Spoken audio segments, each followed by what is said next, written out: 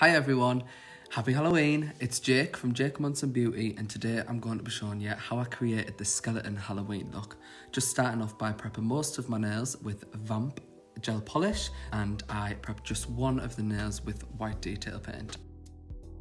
And first I'm going to show you how I created the skeleton bone design.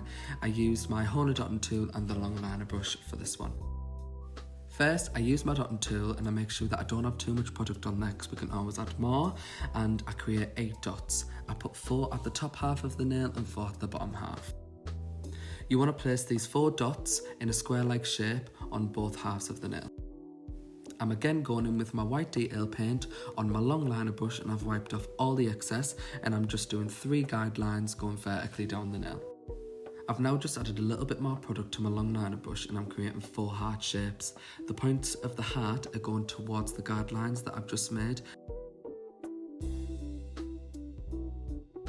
This is when you can start to see me do the bone shape. After I've drawn my heart, I'm really dragging the point of the heart down and making the line thicker so it doesn't look so much like a heart anymore, and we start to see the design come to life. Doing the heart shapes first made this design so much easier to do, and it didn't overcomplicate it, but it also looks really cute and effective. And as you can see, here's the finished design, and here's just one way that you can do, and here's another way you can use the heart method that I use to create something else. I'm now going to show you how I created this cute little guy. To start off, I take the smaller side of my HONA dotting tool and very little product, and I'm doing 5 dots going down, and this acts as the skeleton's spine. I'm then going in with 2 tiny little lines that are the neck of the skeleton with my long liner brush and tiniest little bit of product. To create what would be the ribs of the skeleton, I'm again going in with my long liner brush and doing 5 lines going away from the dots that we created at the start. A tip from me for when doing nail art that saves me so much time is to not overcomplicate anything. Only use the tools that you need to, and use the least amount of tools when possible, and remember, nothing's perfect. Here I'm creating what I think are the collarbones. I don't really know. This is why I'm doing nails and not science. Now just going in, putting the arms down the sides and leaving a gap between what I think are the shoulders. Again, not very sure at all. And then just using the tiny side of my dotting tool and creating 2 little dots at the top of the arms. To finish off the design, I'm going in very simply with the bigger side of my dotting tool and creating the shape of a head, perfecting that with my long liner brush, and then going in again with my dotting tool. Like I said, I use the least amount of tools that I need to keep it as simple as possible, and to keep my design all the same, I just used Vamp to create the face of the skeleton. And here's the finished result, and I really think it needs a name, so comment down below with suggestions. Now, for this design, please bear with me because again, I'm no good at science and I don't know what anything's called. But right now, I think I'm creating, which is the wrist. Starting off with a horizontal line and creating 2 vertical lines, going down from there, making the left one thicker and the right one thinner. And again, I always just go in with a guide that looks something like this and then go in and perfect afterwards, just to make sure that I'm getting the result that I want. And this is where I should have probably done a little bit of research, but I think right now, which is probably wrong, we're creating the knuckles. But either way, whatever anything's called, which I don't know, the end result looks okay, so just bear with me, okay? When placing these down, I just made sure I determined which way I wanted my hand to be, whether I wanted the pinky coming from the right or the left, and vice versa. For this instance, the pinky is coming from the right side of the nail and the thumb is coming from the left side of the nail. Also, having too much product on the dotting tool would make the gel polish float together and hide the gaps that we need in between those dots.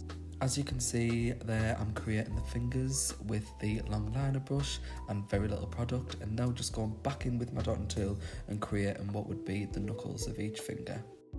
When creating the skeleton hand, just make sure to look at a reference picture throughout, and I'm sure you'll love the end result as much as I do. I'm now going to show you how I created this skull. If we're picking favourites, I'm picking this one. This is the nail that I painted with white detail paint instead of the Vamp gel polish. However, to paint the skull, I am using Vamp to make sure it's coherent with the other designs. Here, I'm just sketching out the shape of the skull that I want before filling in the outsides of the nail. After this step, I did cure it before going into the centre of the nail and creating the face, just so I didn't smudge as we were going along. And to start off here, I'm just creating the jawline, and I've just marked out how far I want the jawline to go down, which then links into the teeth. And I'm creating the mouth area first before I move on to the top of the skull, which would be the eyes and the nose. As I'm working with a little bit more detail here, I'm going in with the tiniest little bit of product to sketch out the shape first before then going in with more product to make the lines more pigmented, as you can see I'm doing here. Another reason that I cure in between steps is as I'm dragging the jawline down from the outsides, I want these lines to stay nice and neat, and sometimes when you're dragging product away from product that's uncured, we can create thicker lines, and this can stop the design from looking neat, and that's something that we don't want. Now I'm just adding the finishing touch to the mouth area and sketching out where I want my teeth of the skull, and just again sketching out with the tiniest little bit of product and going in later with more product to make them lines a bit more pigmented.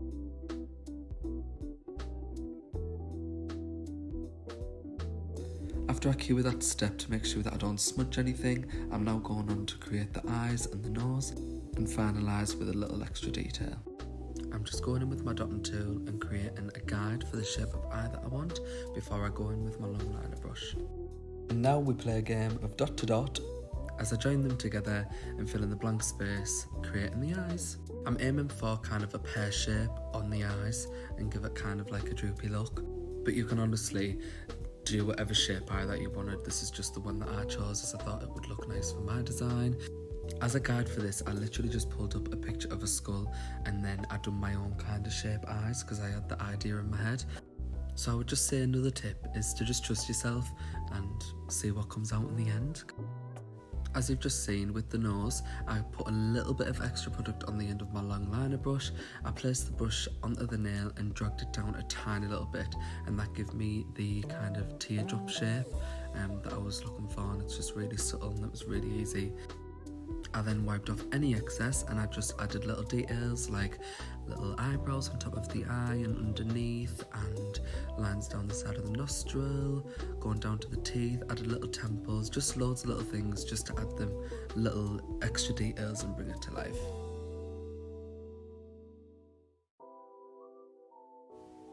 And now I'm going to show you how to create something cute and simple like this one. As you can see here, I had too much product on my dotting tool, so I just went and wiped that away. I wanted kind of a dripping effect from what is going to be like the skull, and I just put them dots down as a little guide, and then just drawing them out and perfecting the shape with my liner brush. I then very simply took Vamp again and used my dotting tool creating some eyes, and then I went in to create the nose again in the same technique that I'd done in the previous design, and then added some little details to finish off.